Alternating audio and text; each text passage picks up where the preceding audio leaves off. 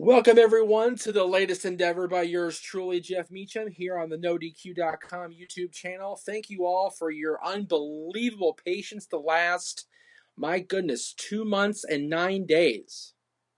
It's been a long time since I sat just me in front of the camera, not with Aaron here, not with David here, just yours truly. I'm almost humbled that you guys keep coming to me on Twitter and asking me, when are you coming back? When's Talk Wrestling coming back? When's After the Bell coming back? Mostly Talk Wrestling. After the Bell's kind of been a popular show, and I understand that because it's just TV review. It's kind of boring. The reason I've been away, and I'm going to get into all that, because this is going to be a multifaceted show this week. It's going to be a State of Jeff Meacham address more than a State of WWE address. I am going to talk about WWE because that's what we're here about, after all, is the world of WWE. I'm going to talk a little bit about the current status of the championships and the brands in general, but mainly I want to let you guys know what's going on with me because, you guys always, are there for me. You support me every step of the way. You go on my Twitter, you go on my Instagram, you send me the questions, you send me the links, you want me to watch your guys' shows, which I try so hard to do, and there's not enough hours in the day with all the requests I get, but I am going to try to be better about that. The reason I've been away for so long is a couple of things. First of all, when I first started doing these, you got to understand something. When I first started doing these shows, my goodness, 14 plus years ago, 14 years and change now with Aaron and Mike Nagel at the time. Kind of young, fancy free, not really a whole lot going on except the shows. As a matter of fact, I distinctly remember when we ended XMV in 2006, both the guys on the show with me, Lee and Josh, mentioned that the show was my life, and it was very disheartening that the show was ending after such a successful run before there was even a thing called YouTube, if that makes any sense. Which is why when Talk Wrestling started a year later, it was very helpful to me. But in the process of the first run of Talk Wrestling, I became a father, as many of you should be aware by now, and that little boy's life is my life. He is my absolute everything. Yes, I have my shows with you guys. Yes, I have my friendships in wrestling. Yes, I have a new job that I started recently, which I'm so tickled about, that I have full-time, at least for now, until the end of Christmas time employment. But being there for Dylan has been a full-time, all-encompassing job, more so in the last 2.5 years since he came back home to live with us here in Santa Clarita. So it's been very hard to find time where he's not up here in this top bunk or in the living room or in this room with me trying to, make sure that Daddy has time for him, because after all, that's my main job, is to make sure that I'm there for the boy. And more so recently, since I got this job doing overnight stock work, my days have been for sleep, because when you work a 10 p.m. to 7 a.m. job, you need to sleep during the day. It's not quite graveyard because I don't work starting at midnight, but it feels like it because, I go in and there's almost no guests in the store that I'm in, and then by the time I leave, there's very few coming into the store when the store opens. So it's been very hard to I've been very grateful to Aaron and very thankful to Aaron for his consideration and allowing me to continue to do the pay-per-view predictions, pay-per-view reviews when I can. And I am overwhelmingly impressed with David Payne. I know you guys give him a lot of crap and really take him to task for his quality of work, but I cannot believe how far he's come along in a short span of time. He's got his own show now that he's doing very well here on the channel, and I just forever indebted to him for not replacing me, but standing there in my stead as I embark on life outside of No DQ. But that's not to say I'm not coming back, because this is it. I am back now, and enough of the jibber jabber, enough of the non-wrestling stuff. You guys came to see me talk about wrestling, so that's what I'm here to do. It's not Talk Wrestling, it's not After the Bell, it's not even really the Jeff Meacham show, although this is very much about Jeff Meacham's life outside of wrestling. So let's just talk about what's going on in WWE, because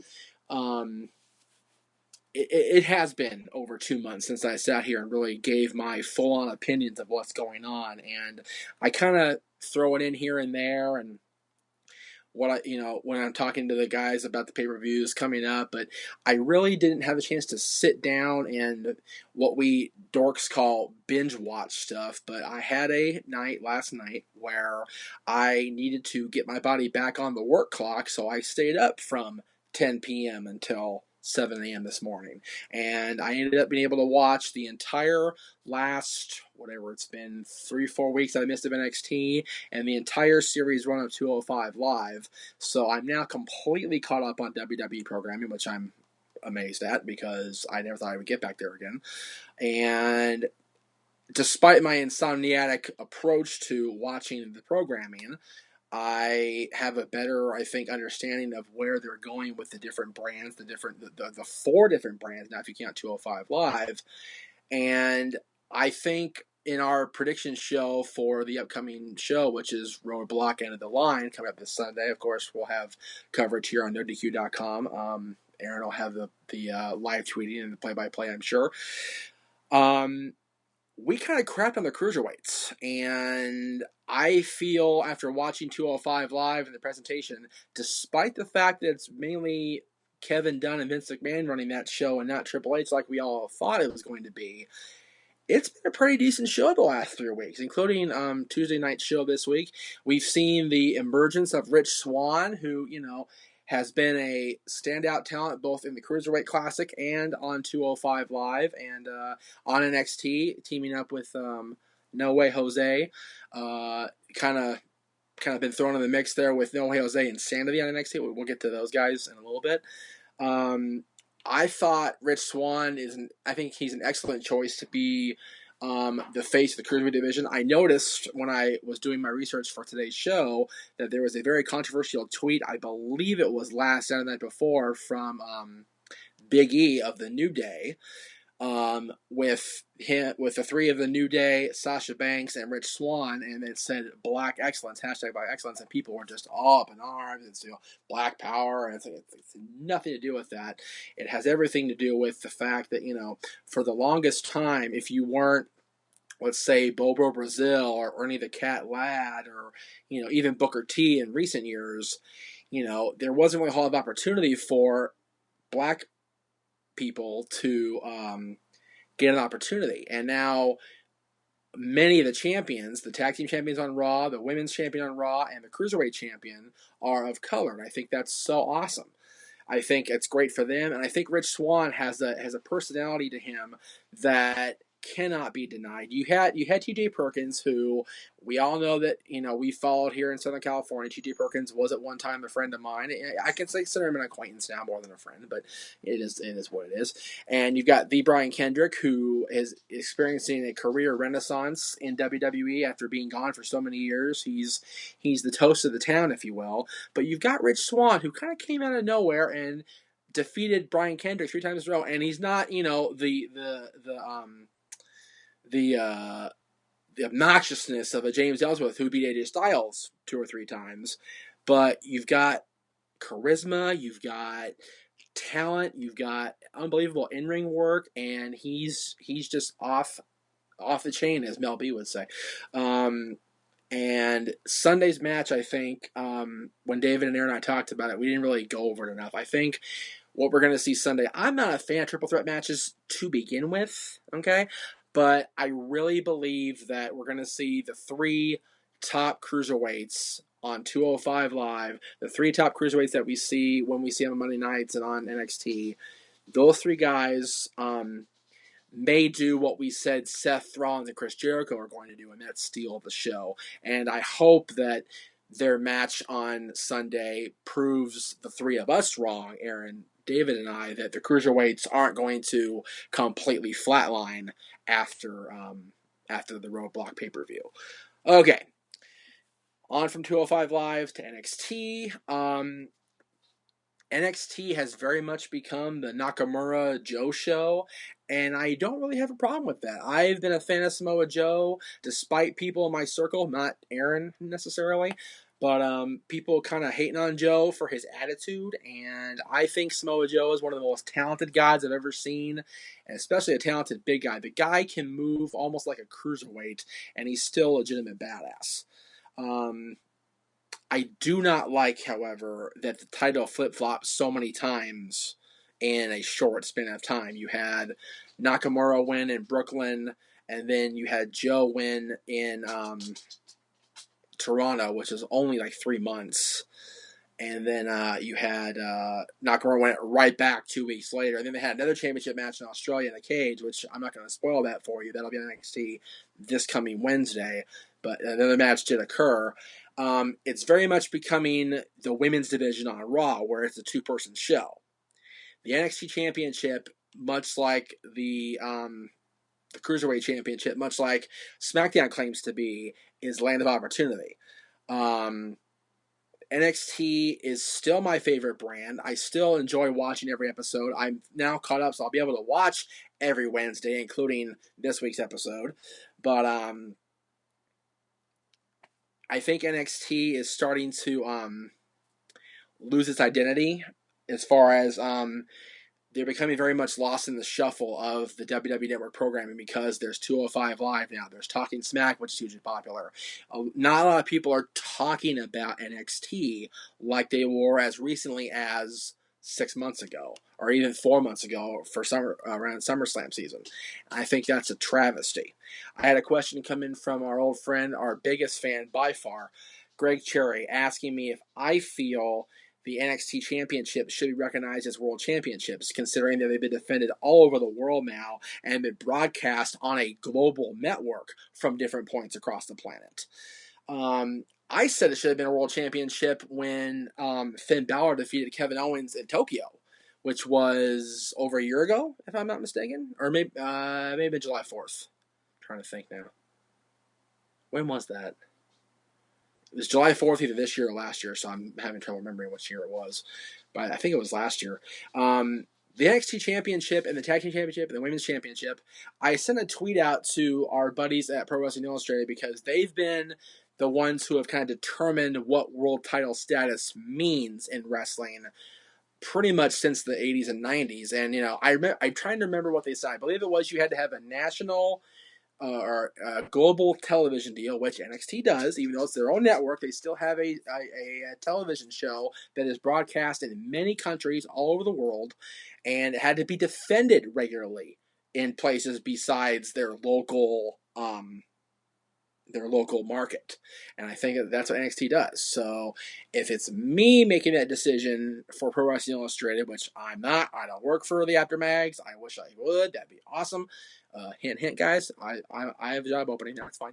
I would love to see NXT get the same status as the Universal Championship and the WWE Championship. But that's one man's opinion. Wishful thinking, perhaps. SmackDown. Oh, SmackDown. I literally flip-flop on this. You know what? Hey, before I go to SmackDown, let me go back to NXT real quick because I did not get a chance to talk about the other divisions besides the World Championship.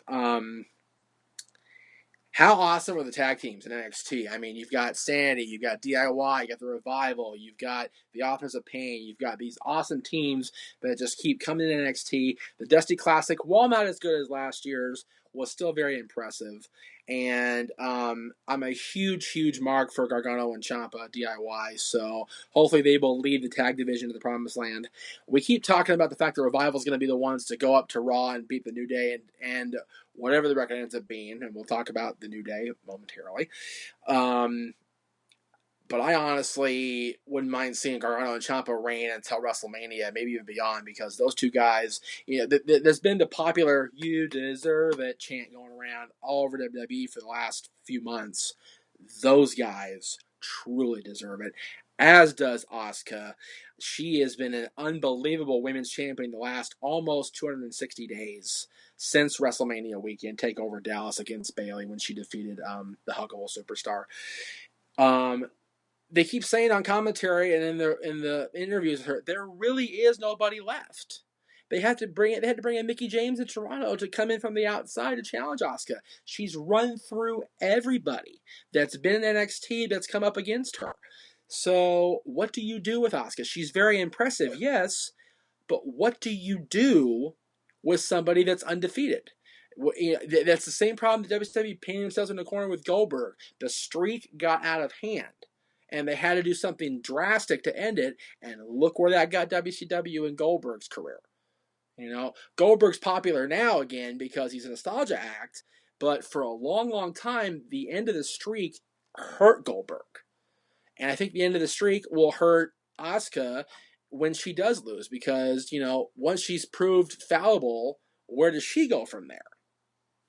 So, food for thought as you watch me here.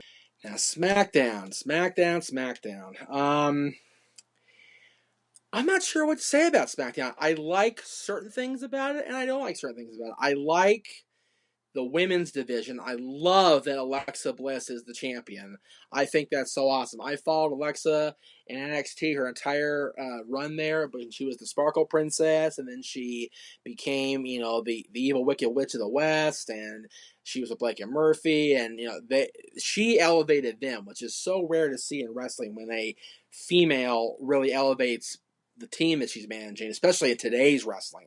It happened more back in the day, like with Randy and Elizabeth and Sherry and her charges, but Alexa's been like a modern day boost for anybody she's been with, including her own career. And like I mentioned earlier with DIY about you deserve it, Alexa most definitely deserves it.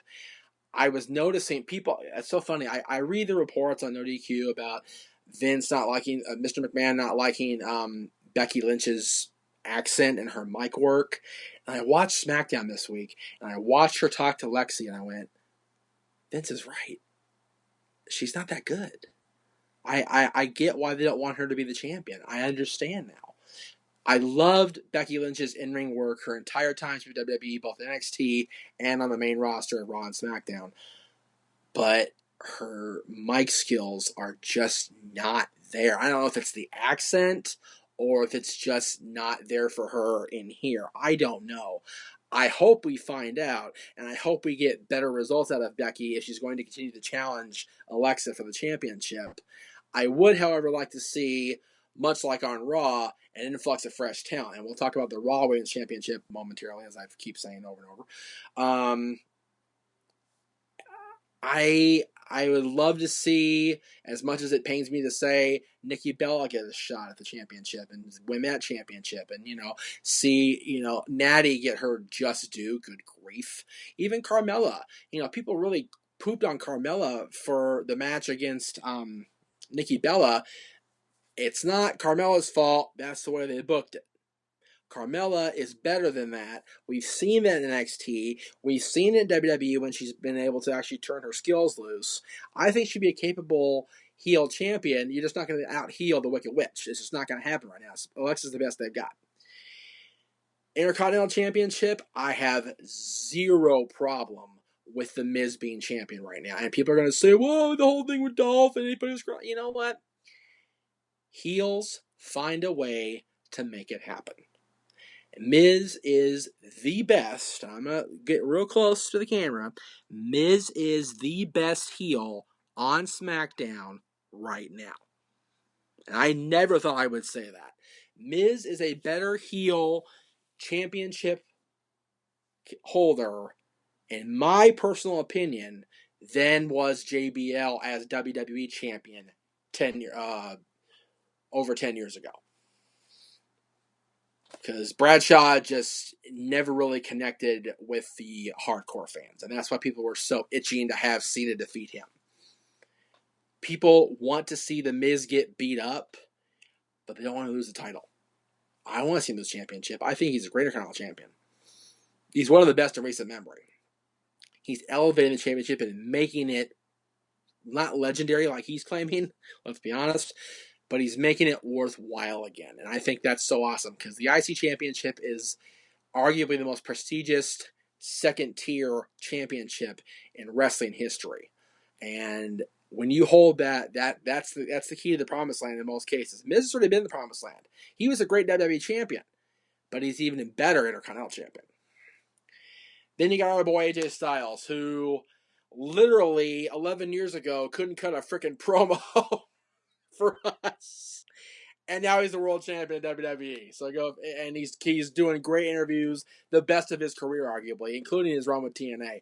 Yeah, he looks like a soccer mom with his haircut, but you know what? I'm a soccer dad, so you're in good company, AJ. No big deal. The guy can wrestle, and he's always been able to wrestle. That group of three, him and Chris Daniels and our buddy Samoa Joe, will forever be, and Frankie Kazarian's there with him as well. Those four guys will forever be at the top of the no DQ list as far as I'm concerned for quality human beings, quality interviews, with the exception of AJ, and just unbelievable mic work on camera for their company they work for. And unbelievable in-ring work as well. And AJ just seems to keep picking up steam the more he goes along. And I am so tickled that he is getting a chance in WWE. I think that is unbelievable that the guy that carried TNA on his shoulders for the entire run of TNA until he left is now the face that runs the place in WWE. I think that's awesome. John Cena is coming back as of this show, which I'm taping right now. I believe it's 2 weeks away from John Cena's return. Let's see. Twitter asked me, let me see, because I'm going to be nice and acknowledge Twitter because that's what I said I would do today. I promised the boss. There we go. Callum Owen, would you prefer both Cena and Undertaker in the Rumble match, or one of them beating AJ at the Rumble, then the other winning the Rumble? And linking on the previous question, who does AJ face at the Rumble if it's not Cena or the Undertaker? I think it's pretty much a lock that we're going to see AJ Styles against the Undertaker at the Royal Rumble. That's been the reports on NoDQ.com for well over a month and a half, I believe. And I would love, love, love to see Cena get the shot at the Undertaker WrestleMania and let the Undertaker go out in grand style, even in defeat, by having Cena be the man to tie the man, if you will.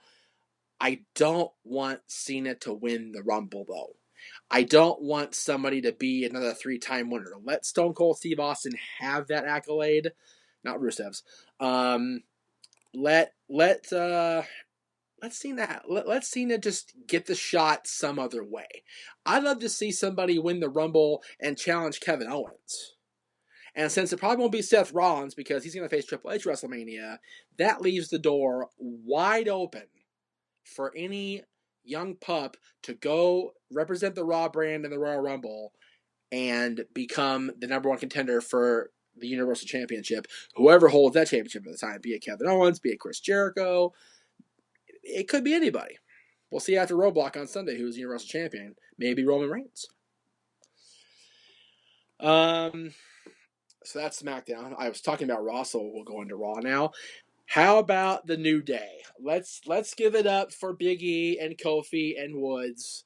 And let me be the first, one of the many, I should say, to admit when I was wrong, because a year and a half ago, I was not anywhere near these guys' number one fan, and the boss man who's running the camera was all about the New Day and singing their praise, and I said, it can't last. Oh my God, it's got to end. And here we are almost 500 days later, and they are still your Raw Tag Team Champions. I'm not going to do the whole gyration thing because it's like 11:30 in the morning, and I got neighbors, and that's creepy. But they are the champions. They are the guys. They're the top tag team in WWE. And they've been that way for, as of, I'm sitting here right now, 479 days. They have defeated Demolition's record once and for all. I hope beyond hope that it does not mean that Sheamus and Cesaro end up being the ones to break the record and they do it on Sunday, because what a waste, much like the Nikki Bella Charlotte thing. Good grief, man. But you know what? If they do it, let's see somebody beat 480, whatever it's going to be on Sunday, because I didn't see Demolition's record being broken, and the New Day did it. So if Sheamus and Cesaro do defeat the New Day on Sunday, which, by the way, official prediction right now, no DQ prediction from Jeff Meacham, not going to happen. New Day retains. But if Sheamus and Cesaro do defeat the New Day, it'll be the dawn of a new era for the tag teams on the Raw brand. So maybe we'll see it, maybe we won't. I say we won't. We'll see what the Boss Man and David say when their respective shows coming up this week, if they haven't already. Yeah. Roman Reigns. What do you say? I don't see the need for him to be a champion. I get they want to elevate the U.S. Championship, but they're not doing it that way. They're literally having Roman carry the belt just to have somebody carry the belt. He's not a fighting, proud. I am the U.S. champion. Look at me. No, he's fighting the Universal Champion on Sunday. He wants the big red belt. He wants the Clifford of Raw brand. That's what he wants. He doesn't carry these U.S. champion. He's a placeholder. I think that it should be title for title, but it's not on Sunday. And I'd love to see Owens win the U.S. championship, and then maybe we see Jericho defeat Owens for the championship. But what I'd like to see, honestly, is Reigns lose on Sunday, and then somebody beat him on Raw the next night for the U.S. championship. That's what I want to see. Enough about Roman. The women's division. Yay, the women's division. Like I said with the Nakamura Joe thing, it's really a two-person show until Sunday, because as I mentioned in the prediction show with David and Aaron, this is the last time we're going to see Charlotte and Sasha, in theory, face off for the championship. There's a no rematch clause on Sunday's match. It is an Iron Man match. They have a lot to live up to, as we talked about on the prediction show, with Sasha and Bayley having their unbelievable encounter October a year ago. But it is doable, because Sasha and Charlotte are the two best female wrestlers since Trish and Lita retired. Period. No discussion there. Leave me comments if you want. I'll reply. If you give me a nasty enough reply, you will make a list of Meacham. And I'll open it back up, because I'll be a jerk. And we'll talk about the list in just 1 second before I close the show. Don't worry. Because there's a question on Instagram about the list. I would love, as I mentioned with SmackDown, to see a new influx of talent. Get Bayley a shot. Get Nia a shot. Get Alicia Fox a shot. She's been champion before with the Divas Championship. Let her get another opportunity. There's so many quality talent in the women's division on both shows that there is such room for exponential growth, but they're pigeonholing it with Becky Alexa, with Charlotte Sasha. They need to break away from both of those feuds, and it needs to be the new breed unleashed, like it was for ECW 10 years ago. Only more successful, obviously. People have been asking me for weeks now, since Owens won the championship and has been cheating left and right. Is Owens a worthy champion? Yes, he is. Owens is the best heel on Raw. I do disagree. I do agree with David to a certain extent that he's becoming too dependent and too whiny, but I don't agree with him in that he should become a badass, Raw brand killer either. He should be somewhere in between. He should very much adopt the Ric Flair lifestyle, not as far as limousine ride and jet flying and all that, because that's not who Kevin Steen is. But let's have him be the heel that finds a way to win no matter what. Not necessarily with Jericho, and stop being such a crybaby about everything. But, win a match here and there. Back up your shit. Excuse me for swearing, Aaron. Sorry. Back up your stuff. And be a champion. And cheat to win, yes. But don't complain about it after the fact. Find the balance, Kevin. All right. Last 2 questions for this show. First one comes from Ricky Lawson, our old buddy on Twitter. Rumor has it WWE is having an all-women tournament next year. Who do you want to see in it? I would love to see anybody in that tournament that has had some buzz to her. The girls from Shine, the girls from Shimmer back in the day, the girls, the women that can truly pull off a viable women's tournament in WWE from the indie circuit. As long as they do it right, they can have another cruiserweight classic on their hands. It'll be the talk of the wrestling world. I will say, though, with 2 divisions of women on the WWE roster now, having a tournament is kind of shady, because what brand do the different girls go to? What title shot does the winner get? Is she her own entity? Is she her own champion? Will it be a women's show by itself? It's very hard to say what they're going to do with that, because look where the cruiserweights went in a short span of time. If they have an indie women's tournament What do they do after that? Time will tell. Last one is from SSBS Fanboy on Instagram. Is it a good or a bad thing to end up on the list of Meacham? I think our boss, CEO, and head chief in charge, Aaron Riff, will tell you it's a very bad thing to end up on the list of Meacham. The list of Meacham is very much like the list of Jericho. Basically, it's a list of people or things that I have grievances against. And unlike the list of Jericho, I did close it over last week because I had a wonderful Disney trip with my family, and I had a Grinch moment where my heart grew 3 sizes bigger than it was, and I completely negated the list, completely just wiped it clean. I have a clipboard. I can't get to it right now because it's too far away from my reach, but I do have a clipboard, and I'm going to get a logo on it. And when Talk Wrestling and all that comes back in the next couple weeks for a regular visit, we'll be having a list of Meacham, excuse me. If you send in a truly very much like the old face palm of the week. If you remember that segment from way back in the All Talk Wrestling archives, if you send in a face palm question that's worthy of me just shaking my head in disbelief, you will automatically end up on the list of Meacham. I promise. Because I am too old and too cranky and too tired to deal with dumb questions. Send me some smart stuff. Send me some intelligent, thought-out questions, either on Twitter, if you can get 140 characters or less, or Instagram, if you want to do a long paragraph. That works too. I don't mind. I never mind reading, as long as it's quality written work. There you go.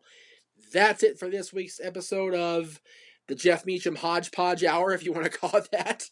We will see you guys this weekend on NoDQ.com for coverage of Roadblock, End of the Line. You can go NoDQ.com at, I believe, 7 Eastern, 4 Pacific for the coverage of the pre-show and the matches that are contained therein. And then after Roadblock is over, you'll see at some point in the night or the next morning, David, Aaron, and myself go up on YouTube, and we'll be talking about the pay-per-view. Until I see you then, we will see you next time.